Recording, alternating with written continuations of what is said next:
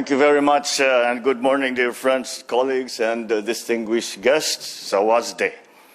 It is pleasant to be able to speak with you and hear such a warm Thai greeting face to face. It is such a relief for us to be able to go back to the conduct of business in the way that we know is most efficient and most productive. Our smiles, our greetings are now unmuffled by face masks, from which we are slowly moving away, and our relaxed protocols of late are indeed a sign of better times. We now breathe easier, literally, as we usher in a period of moving forward with a guarded normalcy and optimism for our daily lives. Thank you, Madam Wei, for the kind introductions. I am very pleased to join Dr. Schwab and Mr. Moritz with all of you this morning, as I commend once again our host, Thailand, and the APEC Business Advisory Council of Thailand for organizing our first face-to-face APEC CEO Summit in 3 years. It's the fact that we are here is in itself already an achievement for APEC and for the Asia-Pacific region, as it is a testament to our pandemic response and its economic resilience. It is also clear evidence that our region continues to live up to its potential as a dynamo of cross-border trade and investment in the world. As member economies of APEC, we have a great opportunity to continue nurturing this potential and to continue responding to immediate and imminent challenges. After all, the economic miracles of the past 4 decades were performed by the economies of the Asia-Pacific, and APEC has been nothing less than a driving force of global economic growth. That growth was, of course, interrupted by the pandemic, and our recovery efforts this year have been challenged by soaring prices, supply chain bottlenecks, and serious geopolitical conflict. Dark clouds loom large if we are not to be prepared. They loom on the economic horizon, and now more than ever, our governments and economies must work closer and better together as partners in order to find that break in the clouds where the light of hope and progress can shine through. These shocks to our system have had, of course, a deleterious effect on our efforts at fostering inclusive growth. To prevent the situation from becoming a prolonged and self-perpetuating problem, we need to immediately address structural and policy issues with the objective of enabling rapid economic recovery and growth in a manner that creates jobs, includes more people into the mainstream, and reduces poverty and inequality. 3 issues, I believe, are critical to this effort. First, food security is a serious global problem. This is felt by every household, by every family, by everyone. The issues that the world faces now, from climate change to inflation to war, are viewed by the ordinary Filipino through the lens of food security, as these issues are very closely interconnected in this delicate system of the global food ecosystem. Steep declines in agricultural output and productivity, from widespread damage to farms and to crops, have been increasing, and they are linked to climate change, which has made extreme weather events such as unpredictable typhoons and severe droughts more frequent and more deadly. The rise in commodity prices, coupled with supply chain disruptions and inflationary pressures, have obviously contributed to the rising prices of food.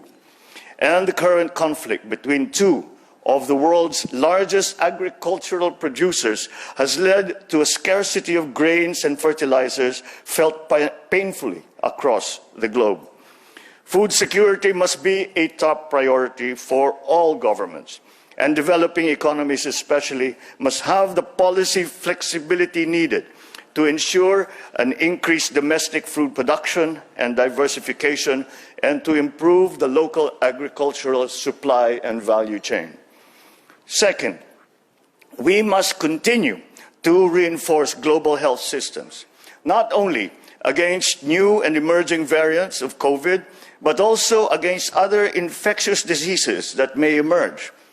The global economy simply cannot afford another crippling series of lockdowns and travel bans that deflate consumer confidence, dampen the recovery of tourism, and derail the stability of global markets.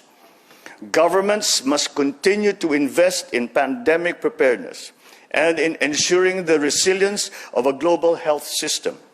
Adopting the One Health approach and strengthening health surveillance systems for emerging and re-emerging infectious diseases from the human-animal environment interface can be part of the solution. During the pandemic, APEC played a vital role in fostering open and effective dialogue and international cooperation through the sharing of data and knowledge. Our good work in this area must never slow down, but rather feed into itself, strengthening the foundations and architecture of global health systems and improving the governance of pandemic agility, resilience, and of response. Third is climate change, the most pressing existential challenge of our time. The Philippines is among the countries at great risk from this crisis, as we stand to lose more than up to 6% of our GDP annually by 2100, according to a study by the ADB. Global agreements that seek multilateral and multinational solutions to the climate crisis, particularly the UN Framework Convention on Climate Change and the Paris Agreement, are there and they are in force.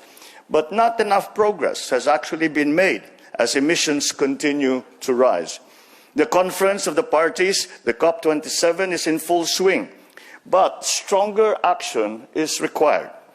As the energy demands of the modern global economy continue to expand rapidly, diversification into renewables and other sources is imperative. And to this end, the Philippines has prioritized hydrothermal, geothermal, solar power, wind power, as well as other low-emission energy sources, by setting a target for 35% renewable energy in the power generation mix by 2030 and 50% by 2040. At the same time, the Philippine government will work closely with the private sector to improve the resilience of people and businesses by leveraging the tools of sustainability, such as innovative supply chain systems, circular economy models for recycling and upcycling, including, of course, the bio-circular green economy model of our APEC host, Thailand. The future of APEC lies in its ability to revitalize its role as the region that drives the global economy. The Putrajaya vision clearly shows us where we need to be in 2040, and APEC member countries must be ready to achieve that. It is a great vision. We will achieve it at variable speeds in order to effectively confront and overcome crises, economic or otherwise. APEC's size and dynamism, coupled with its strength in consensus building and implementing multi-year programs, makes it well positioned for this task. APEC's future is also a nod to the past.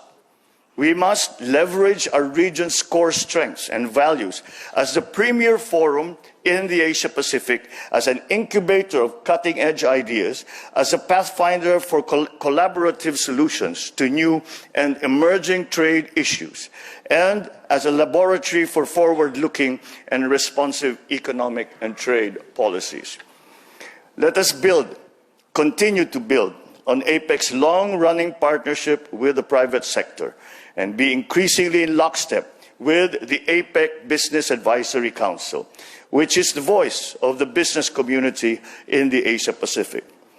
These partnerships with the private sector are a centerpiece of the transformation of the Philippine economy. APEC's value and relevance are its ability to work with business.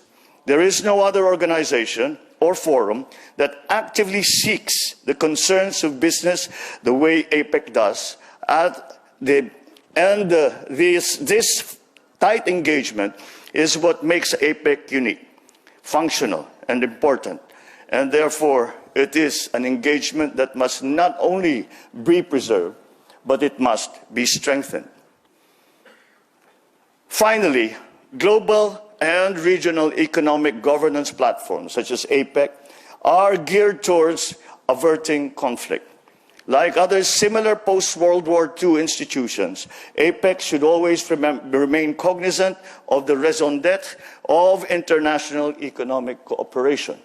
And we in APEC, I believe, have found that very difficult balance of very healthy competition and yet very healthy cooperation. However, the geopolitical currents that we must live with are some things that we still need to be concerned about. Because prosperity and progress is only possible in a world that is at peace, because we, as nations of the world, can never achieve our fullest potential unless we do it together. We must have our sights set high for APEC and for all member countries. But whatever plans we may have for our countries, for our economies, those will come to naught unless they are within the context of peace in the region and in the world. Thank you for the opportunity to share these thoughts with such an esteemed audience this morning. I thank you very much. And as we say in the Philippines, mabuhay po kayo.